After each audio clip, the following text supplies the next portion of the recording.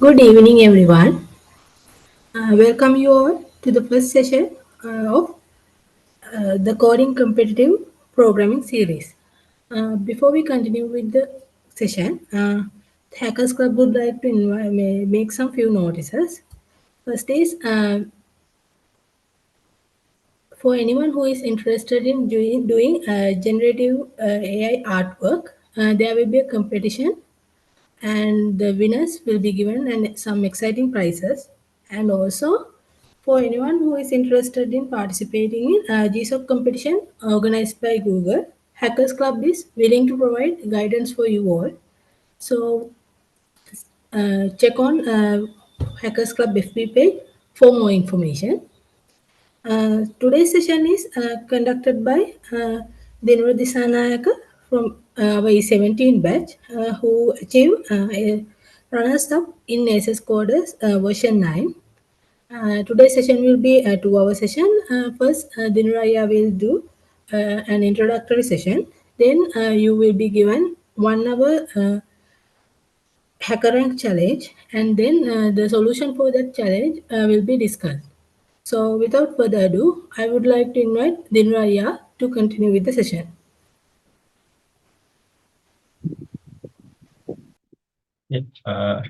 Hello guys, I'm Dinura Dissanayake, and let me share my screen.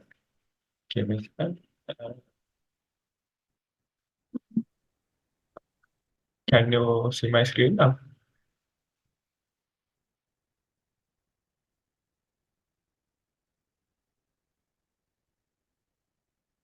So hope you guys can see my screen now. So let me start the presentation. So let me first introduce. This is a introductory session for competitive programming. So let me first discuss why competitive programming, why these programming competitions happen. So why are we spending time to engage in these competitions and participate in these competitions? What are we getting? What are we getting this from these competitions? So first of all, algorithms are one of the most beautiful and elegant part of computer science. Doesn't matter where you go, like when even if your career path is to become a software engineer or in order to go for a research career, doesn't matter. Algorithms and competitive programming will help you with these career paths definitely. Then this if you are really good in competitive programming and if you have like participated in these competitive programming sessions, and if you have been or even just participation is enough. If you have win, it will be really good on your profile, your CV, so the recruiters know that you have analytical problem solving and communication skills.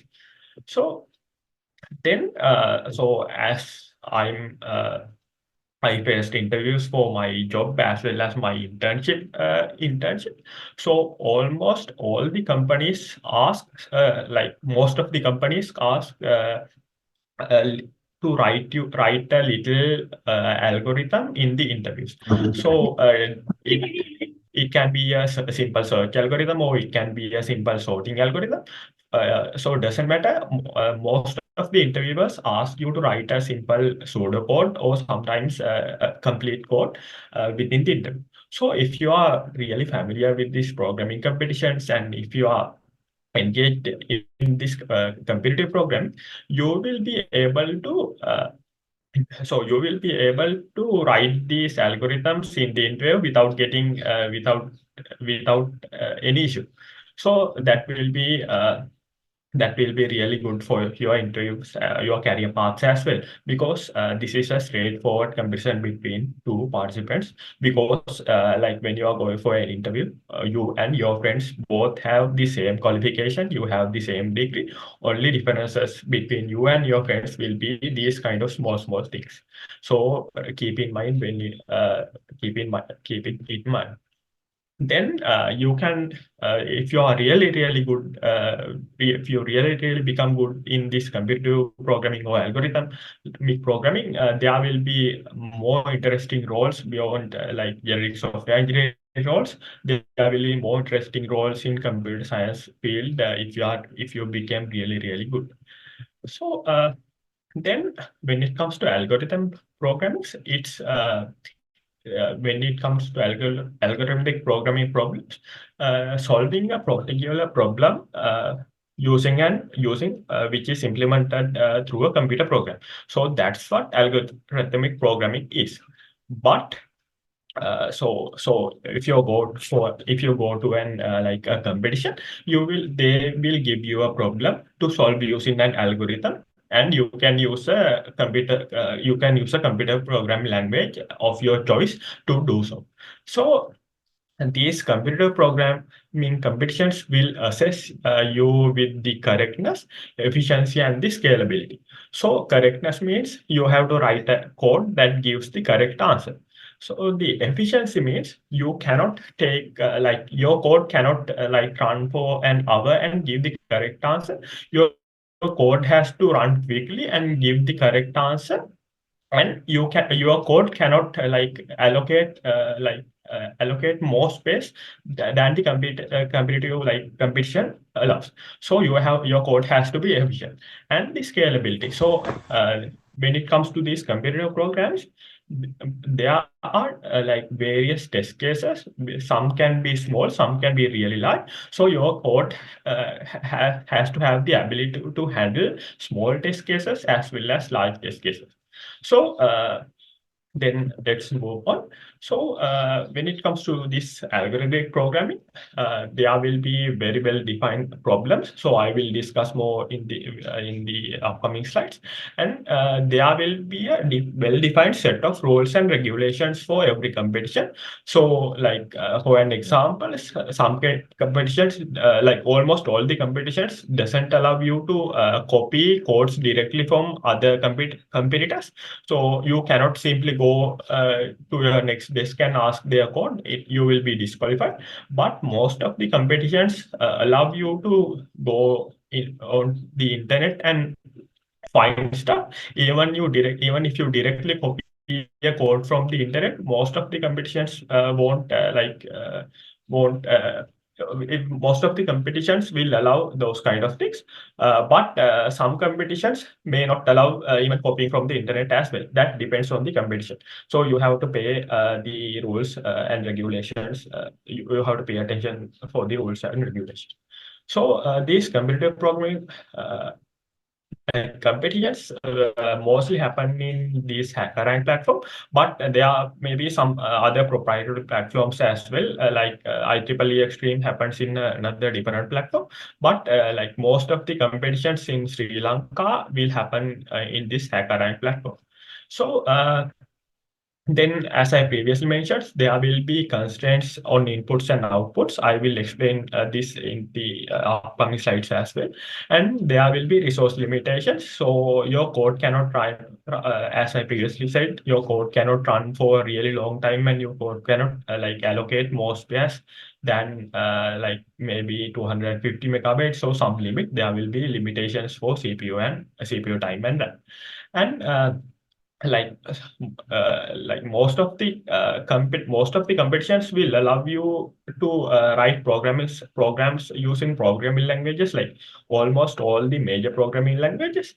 But there will be limitations on the libraries. So if you have to like specifically install, let's say for an example, let's take Python. If you have to specifically install that library using pip install something, if something, then those kind of libraries will not be in the platform. So you have to make sure that your code doesn't depend on these kind of libraries. So if your code depends on these kind of libraries, you have to implement the functions by yourself. Then there will be a scoring system depending on the competition. So as I previously said, for your correctness, efficiency, and scalability, the scores will be allocated. So then let's move on. So when it comes to computing programming, these are the main like programming like algorithmic categories. They are uh, sorry.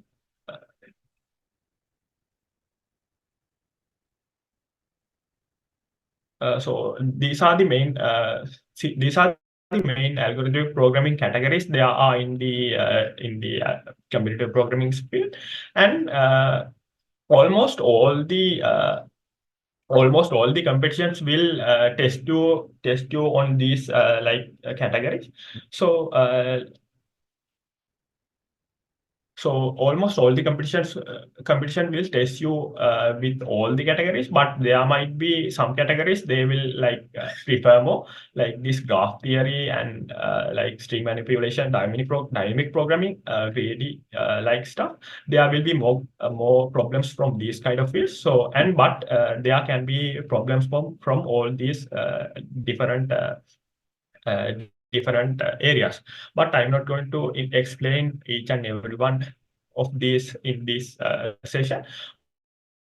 But if you are interested, there are a lot of websites and books. I will give you them in the upcoming slides. You can learn these things as well.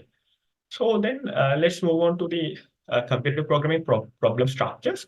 So this is a sample problem from Hackerrank platform, and this is a sample problem from a platform called Code Forces. Sorry, Code Forces. So here in this Hackerrank problem, you can see there is a problem statement. This problem statement will define the problem in words. So it will say what you have to do basically in this problem, and there will be a input format as you can see here. So what are the inputs for this particular problem? So they will give you an idea what are the inputs, and there will be input constraints. So let's take an example for this problem. So this is a simple array sum problem. So they give you an array of integers. You have to take the sum of this array. So here they specify the constraints for this problem. So they specify that the array length as well as the array elements are in between 0 and 1000. So this can vary, but you have to pay attention. Like there might be some problems that this upper limit can be like 10 to the power 9 or 10 to the power 12. So you have to make sure that your code can handle these kind of large numbers as well as these kind of large arrays. So it is really important to pay attention to these constraints. Then there will be an output format. So after you getting the in this case the sum, there are some programs specify a special way to print the output. So you have to make pay attention to this output format and print the output accordingly. And in most of the problems, you will get a sample input and a sample output, and for a couple of test cases. So you can get an idea what is the input and what is the output for that specific input. So you can make sure that your code works on the sample inputs before submitting the code. Then in some platforms, the resource limitation are also displayed in the problem. So in this code forces, you can see the time limit per test is 2 seconds and memory limit per test is 256 megabytes. So you have to pay attention to these resource limitations as well when you are doing a competition or uh, a competitive algorithmic problem. So so when it comes to competitive programming, you might expect that this will be like half 50% programming, then 30% mathematics, and 20% creativity. But it is really not. These things add only up to 50% with my experience. I'm telling you that you can be really good at programming, mathematics, and creativity. But if you are not in practice, if you don't practice enough, you won't be able to get good results in this competitive programming competition. So it is really important to practice before you go to an competition. So you might wonder, where do I practice? So let me talk about that. So let's say if you are a complete beginner for this competitive programming or algorithmic programming field, so what should I do? So then if you are a beginner, you have to pick a programming language and learn the basics. So so as a fact, I know that you all knows Python because the GP106 course.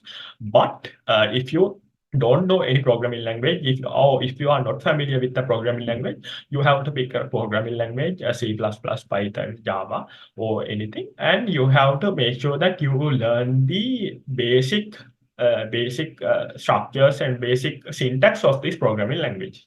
Then you can start practicing standard questions on platforms like HackerRank and CS Academy. These are like the platforms that you can go and practice your practice your programming problems.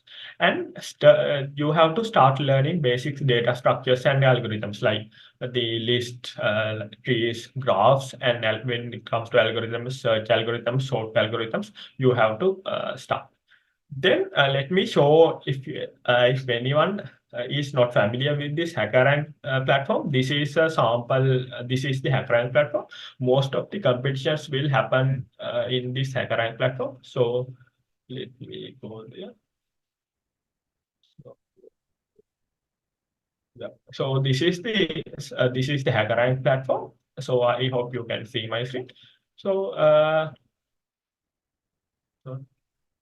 this is the HackerRank platform. Here you can practice your coding skills. They have problem solving, and they have like specific problems related to programming languages like Python, Java, C, C++. So you can go into these ones and like practice your problem solving or like programming language skills. So let me go to this problem solving portion of the hacker. So here you can see they have like various different problems. So you can go into one of these problems and like start solving it. So you can start by so even though since I have completed most of the things, these are really hard. But in the beginning of this HackerRank platform, there are very easy questions like basic standard questions. You can start solving these and begin your competitive programming journey. So I highly recommend you to do these problems in the HackerRank if you are a beginner. So because this is a really good platform for beginners as well as intermediates and experts as well. But if you are a beginner, you have to definitely go and solve these problems mainly because this is this because you will get practice from this, and most of the competitions in Sri Lanka and even will be held on this platform. So it is really important you to it is really important you to get familiar with this platform. So then let's move on to my presentation. So so these are some other sites. If you are unfamiliar with algorithms, you can practice your algorithms in these websites, cpalgorithms.com, which is a really good website for practicing your algorithms, and the CSCS problem set website. So in this website, there are like standard basic questions related to data structures and algorithms. So you can, if you are unfamiliar with algorithms, you can polish your algorithmic knowledge using these websites. So these are some other platforms you can go and practice coding, Hacker and Code Forces. As I previously mentioned, this Code Forces as one is really good platform. So you can start problems. You can start doing problems in here as well. And the CS Academy, Project Oila, CodeChef, and TopCoder. These are some of the famous platforms that there are for algorithmic programming. Then if you are intermediate, what should you do? So when it comes if you are an intermediate, so you have the basic idea about programming languages and data structures and algorithms.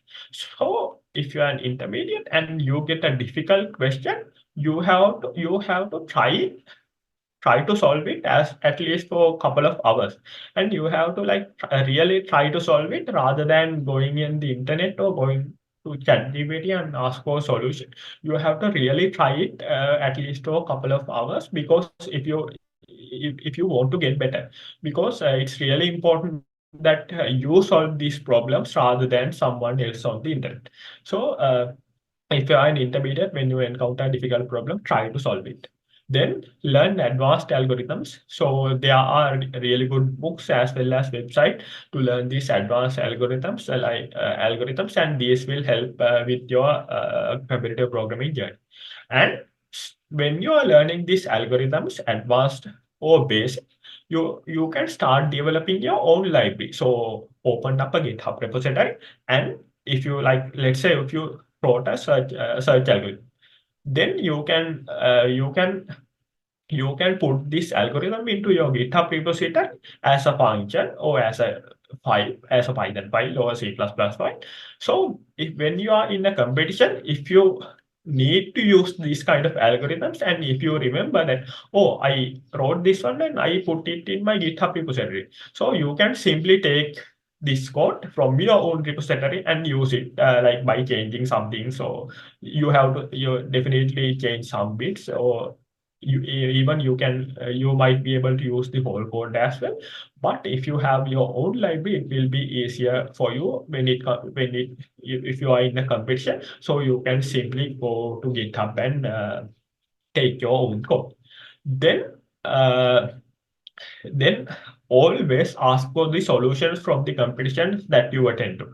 So there are like a lot of Sri Lankan competitions like organized by different universities.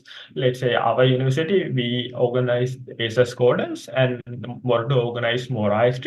And there are a lot of other these kind of competitions in Sri Lanka. So since these are organized by students, you can ask for solutions from your friends for these competitions. So you can improve yourself. So you can get an idea how this problem is solved. If it is a really hard problem and you don't have any idea how to solve it, you can ask from the competition organizers to for solutions. Then at this point, if you are an intermediate, like most of these competitive programming like competitions are team based.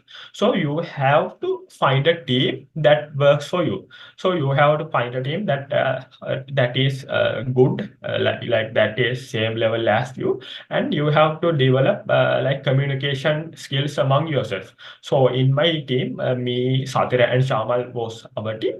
So we know that Satira is good in these kind of problems, and I'm good in these kind of problems, and Chamal is good in these kind of areas. So when a problem comes in the competition, we go.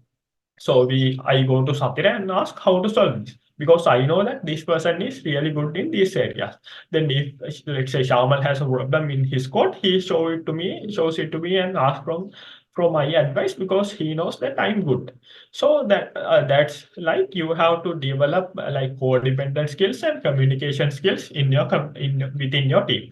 So it's really important to form a team and like participate in these competitions as a team. So, and these are some really good books that even I have followed this Introduction to Algorithms book, because it really helped me with this computer programming. As well as if you are a computer engineering undergraduate, there will be a course called like data structures and algorithm. So most of the content will be covered in these books. So and you can easily find these books for free by a simple Google search. So I highly recommend you to look at these books, because you will find most of the basic algorithms and basic data structures from these books.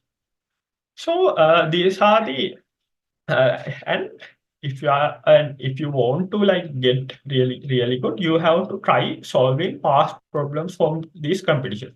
And this CS Academy site has IEEE Extreme past problems and practice tasks. So you can go there and practice for IEEE Extreme type problems. And here are some of the links for the local competitions that's organized by us. So the ACES Coders previous ones and previous.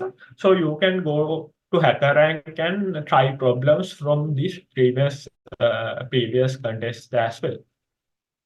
Then, if you are an expert, what should you do? So if you are like really good at programming competitions, and if you are on the top in leaderboards in these competitions, you have to you should learn C++ to the depth. Why I am saying this is because like with my experience, so there are some problems like if you cannot write an optimal solution for that problem. So if you can write the optimum solution, the programming language uh, doesn't matter. Let's say if doesn't matter if you use Python or C++, you should get the full marks. But you cannot find the optimum solution, let's say, and you found a solution that works like a half test cases. So then let's say for an example, in the competition, I wrote an algorithm using Python, which passed I think like half of the test cases. And Satira convert this Python algorithm for C++ algorithm, same algorithm, but the language is C++ now. Then the C++ version passed couple of test cases more. So because C++ executes faster, and there are a lot of tricks when it comes to CPP. So it's highly recommended if you are an expert to learn CPP, because it will help you in your competitions as well. So this Code Forces platform organizes weekly competitions, and there will be, I think there are 3 or 4 questions per competition, not really long ones, not really long competitions. So these are really good new fresh problems every week. So I highly recommend you guys to like try to go to this Code Forces platform and try to solve these competition problems. Try to attend to these competitions because it will really improve your coding skills. And you have to definitely take part in global competitions like IEEE Extreme. And like let's say you went to a competition, and you should upsolve the problems that you already solved. Let's say you solved a problem completely, but you know that you can write a different algorithm that works better. So so after the competition, you should get it with your team and try to solve the problems and get a problem done. After the competitions, you should get together as a team and try to upsolve these competition problems. Uh, so you can get better. Yeah. Then I wanted to talk about this competitive programming in this large language model era as a one slide. So that's why I added here. So as we all know that we can like if you go to ChatGPT site and if you like enter a simple problem, a competitive programming problem, let's say easy, the ChatGPT most of the times give a correct answer for that problem. So like so in the competition, if the competition allows using like these AI tools or large language models, it is no harm to use these LLMs for your advantage in the competitive programming competition, but only if the organizers allows it. But you have to be mindful of the hallucinations. So these hallucinations is when like an LLM gives you an answer with confidence, but it is completely wrong. You have encountered this. I am pretty sure you have encountered this in your with your ChatGPT experience.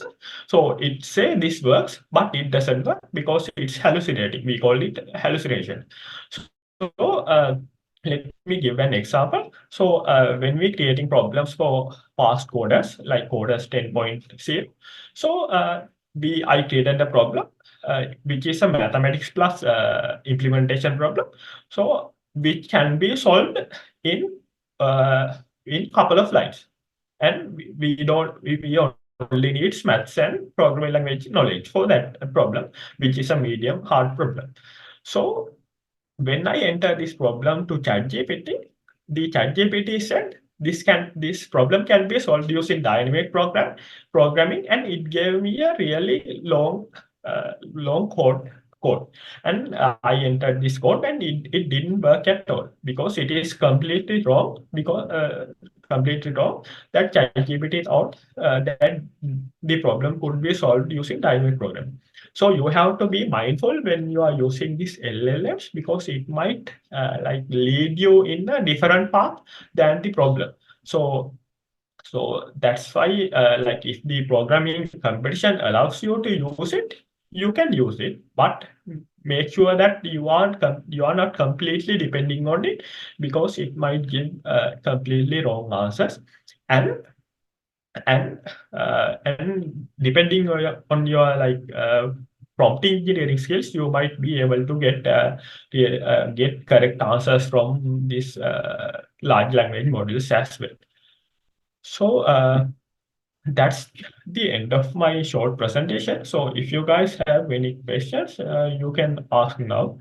And please don't leave, guys, because after this session, there will be a challenge for you. So you can start solving the problems in this challenge. So if you have any questions, you can ask now.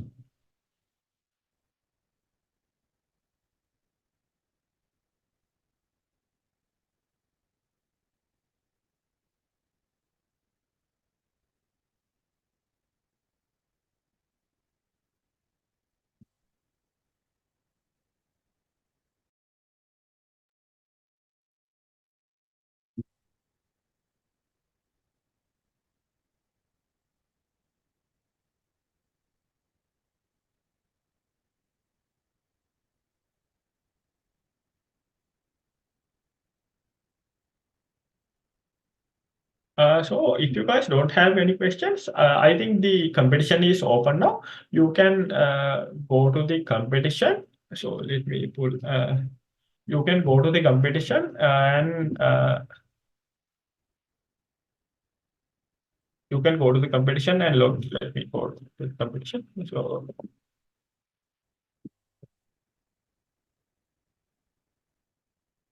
yeah, this is the challenge that the Hackers Cup has created. So you can sign up with your account and sign up to this challenge. So you can complete this challenge, and you will have, I think, 1 hour. Uh, 1 hour for this challenge. So you can start the challenge now.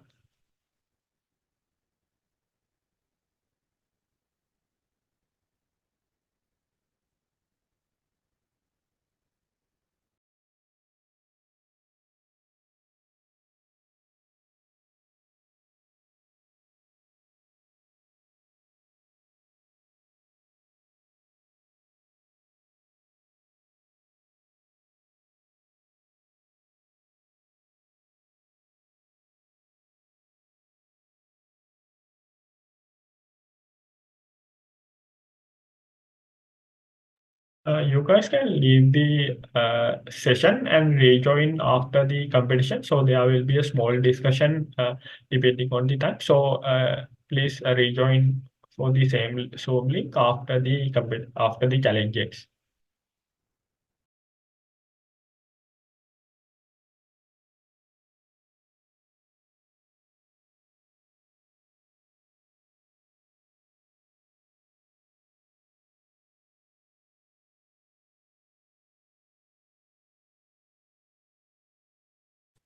So guys, let's start the discussion. Since with the time constraints, I don't think I will be able to discuss all the problem. So I chose this one because it's quite easy, but as same as it's a little bit tricky when it comes to time complexity. So I hope you all read this problem. So as you can see, I previously said in my presentation as well, this is the problem statement. Here you can get the idea about the problem statement and the input format in this particular problem. So the input format is the first line contains an integer denoting the length of the array. Second line contains the space separated integers represent the elements, and third line is the target sum. So here you can see the constraints. So here they only specified the length of the array, not the like individual elements. They haven't specified it yet here, so you don't have to worry. So there won't be any big numbers. We can assume that there won't be any big numbers in this array elements because they haven't specified it like specifically. But as for the array length, you can see that the array length can be 2 as well as array length can be 10 to the power 6. So your code should be able to handle these bigger test cases as well as your normal test cases. And there is an output format, as I previously said. Here you can see they are specifically asking to print the numbers in the sending order. So let's move on to the code. So as you can see here, as I previously said, the first line is this to get the integer. So n, so we can get the integer in by the syntax. I hope you are familiar with these syntaxes, but like this is how you take the inputs in Python, and normally and always they are in the string type. So you have to convert them into integer types. Then you have to take the array. So when you are taking the an array, there is a special syntax. So I will explain it as well after that.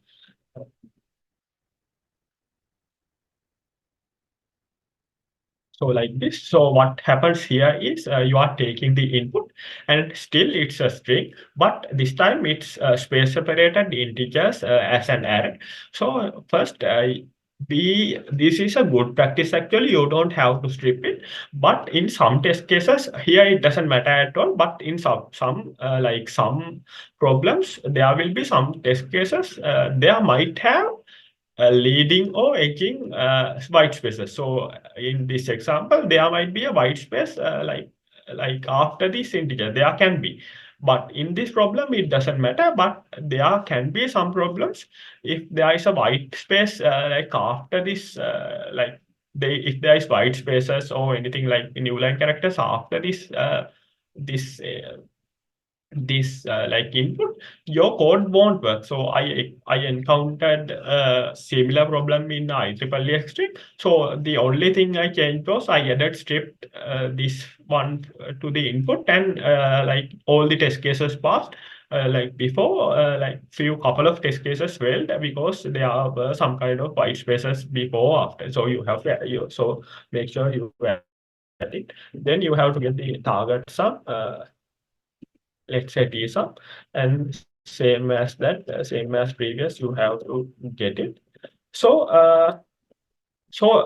then, as I previously said in the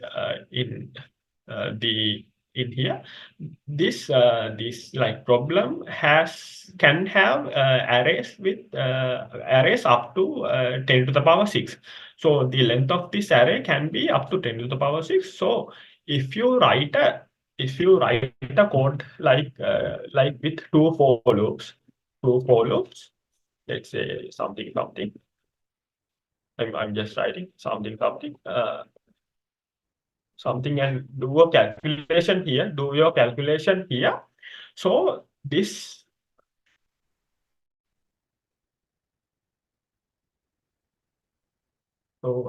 this will be this particular calculation will run for 10 to the power 12 times, 12 iterations, as you can understand, right?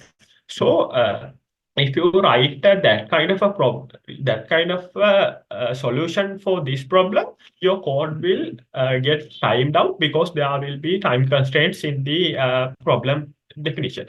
So in the test cases. So for this kind of a problem, you should first you can try the brute force solution. So we call this as a brute force solution. So you go one element by one element in the array, and you like sum it up and find out it's same as if it is same as the target sum. So as you can see, if there is an array with 10 to the power 6 elements, there will be the number of iterations this will run will be 10 to the power 12. So we call these kind of like algorithms as big O, like O squared algorithms. So this is a notation to like this is a notation, and computer engineering students will learn this in your second year. So we call this O squared time complexity. So code, and these are not good for these kind of where instances that the test cases can have large number of elements. So let's see whether if we can complete this problem with a better solution. So the way that we can solve this is so we are the problem is the problem setters are asking to find out whether the number this if there are any numbers that the sum is equal to the target sum. So first, when we are like going through the array, so let's say I in uh, ARR. So let's this iteration in ARR, we can we can get the complement while like doing this one complement. I mean we can get we can write like this. So what I'm doing here is, let's say this array for an example. So when we are going through this array, first element is 1. So in order to the sum of this 1 and another element to be 20, this next element should be 19. So if there is a 19 in here, so then problem is solved. You can say there is an element. If there is a 19, if there isn't a 19 in here, you can say we can say there isn't any solution. So, but the thing is, let's say let's fast forward for to couple of like iterations, and in this problem, like let me like type the code and explain to you later. We can keep a set as scene numbers or something like that. So this is a set. So in a set, you can have only one element from one number. So there cannot be two ones in a set. I hope you know that. So if there is a if we like let's say give set is like that.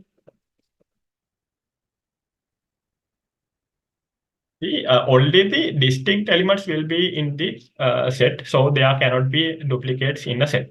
So when we are going through this array, we can set up a set, and we can add the already seen elements to the set. So as you can see here, like let's go to this example.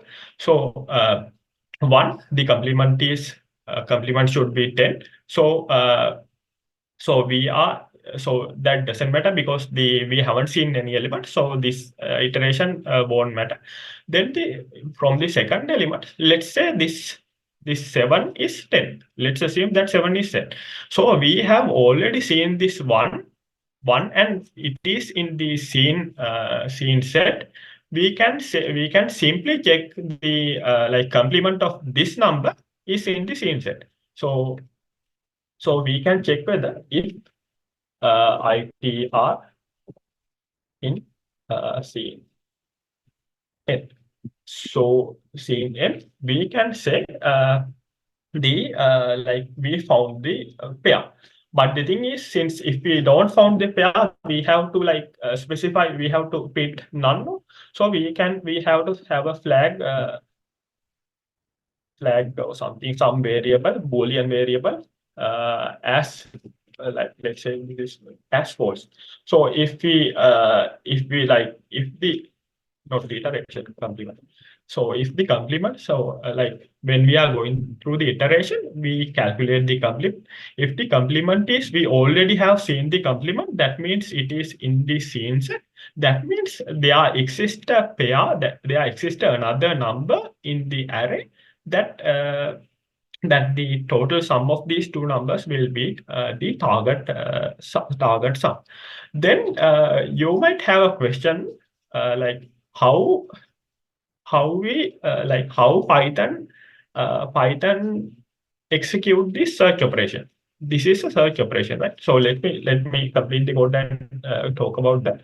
So we can say flag equal to here, and then we have to print these two elements because we have found. So we have to print, and there is a special way to print as well, because the way is we have to print in the ascending order. So we can do it by taking the minimum of these two numbers. So ITR and com complement, and the max of these two numbers numbers ITR and complement. So then we can break this loop because if we have already found this, there is no point of going through the array because we already found it. So here you might have the question how Python execute this search operation. So since this scene n is a set, so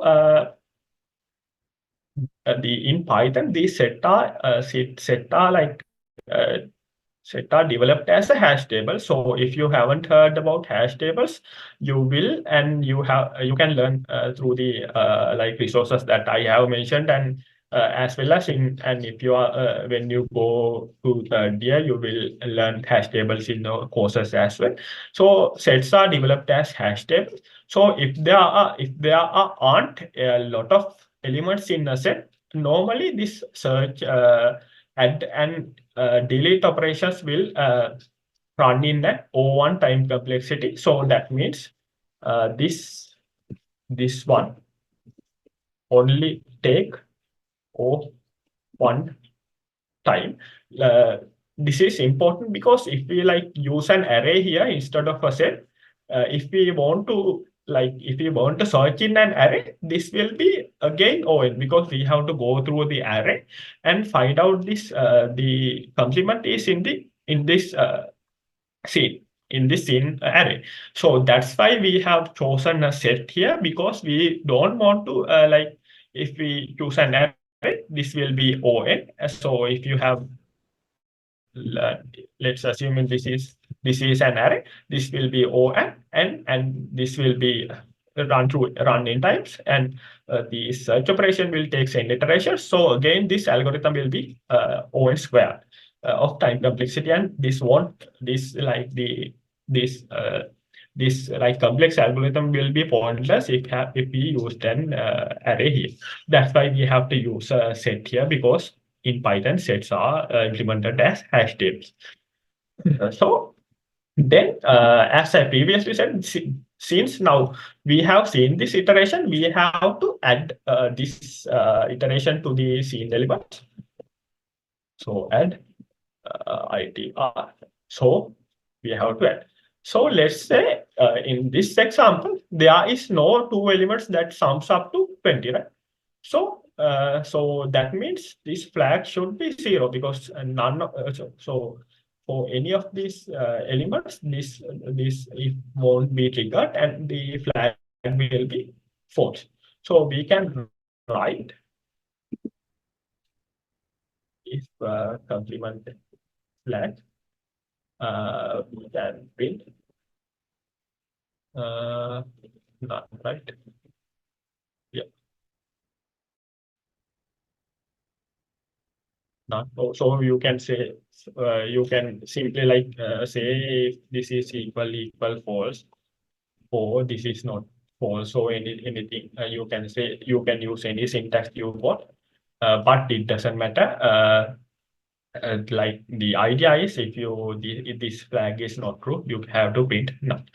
So, so in this algorithm, as you can see, like compared to an algorithm like this, uh, with nested for loops, nested true for loops, this will run much quicker. And I want to point out some other things as well. So you can like run the code and see whether that there are any issues. So here you can see there are any issues. I have misspelled false. So you can run, you instead of submitting, you can run and see your code works or not. So what's the sorry. Okay.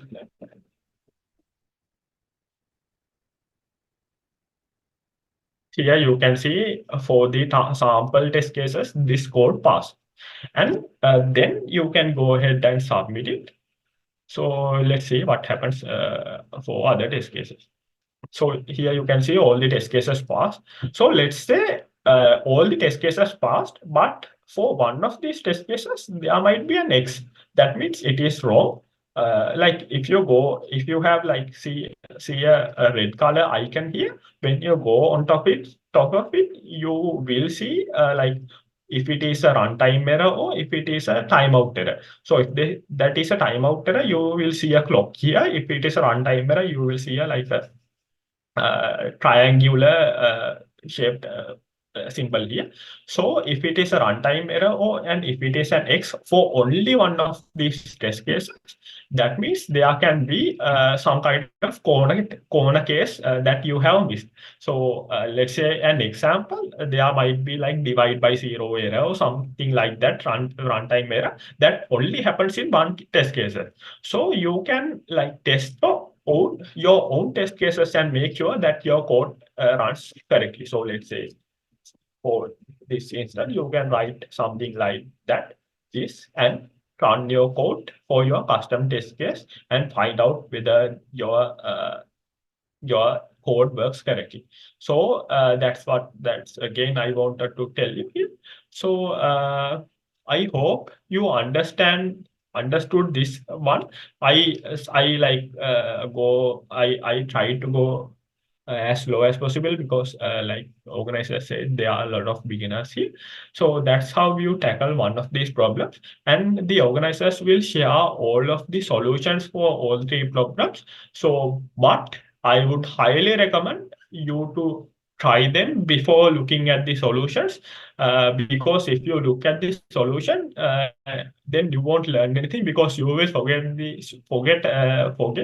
like in a couple of weeks. So please, even before looking at these solutions to these other problems, the solution to other problems, try to submit and try to get this done before looking at the solutions. But the solutions will be provided you by the Hackers Club. And they have like given a Google form as well you to submit. So please feel free to do that as well. And I'm asking again, if you have any question regarding the session or the previous session or the discussion, you can ask now. Uh,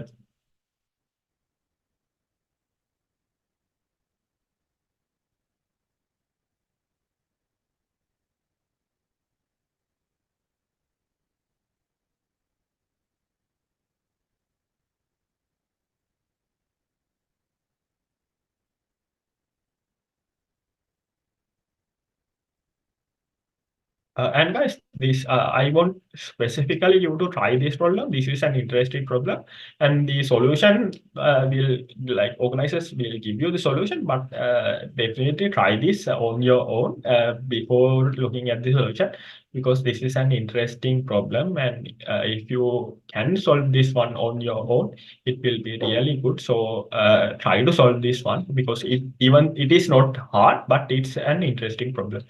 So yeah, this is a really easy one. So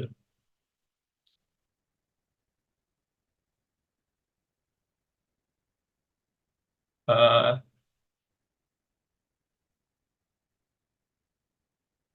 so seems like there aren't any questions. So Puma, can we wrap it up? Yeah, I think we can wind up the session.